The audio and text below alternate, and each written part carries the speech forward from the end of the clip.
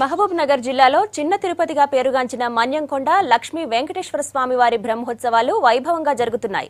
లక్షలాది మంది భక్తులతో మన్యంకొండ కిటకిటలాడుతోంది. స్వామివారి రథోత్సవాన్ని చూసేందుకు భక్తులు కొండపైకి భారీగా తరలివచ్చారు. మహబూబ్ నగర్ జిల్లా మన్యంకొండలోని శ్రీ లక్ష్మీ వెంకటేశ్వర స్వామి ఆలయంలో బ్రహ్మోత్సవాలు ఘనంగా జరుగుతున్నాయి. స్వామివారి రథోత్సవ వేడుక కన్నుల పండువగా జరిగింది. అర్ధరాత్రి మొదలైన స్వామివారి రథోత్సవం తెల్లవారేదాకా కొనసాగింది.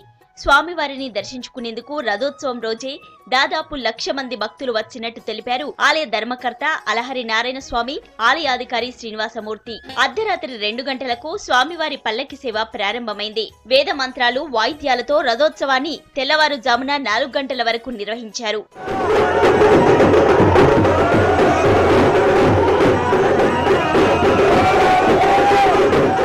బ్రహ్మోత్సవాల్లో పాల్గొనేందుకు మన రాష్ట్రం నుంచే కాకుండా మహారాష్ట్ర, కర్ణాటక నుంచి పెద్ద సంఖ్యలో భక్తులు వచ్చారు. రైతులు జాతరలో పాల్గొనేందుకు కాడెద్దుల బండ్లతో వచ్చారు. కోనేరులో పుణ్యస్నానం చేసి స్వామివారిని దర్శించుకున్నారు. తిరుపతి వెంకటేశ్వర స్వామిని దర్శించుకునేందుకు వీలుకాని భక్తులు ఇక్కడే స్వామివారికి తలనీలాలు సమర్పిస్తారు.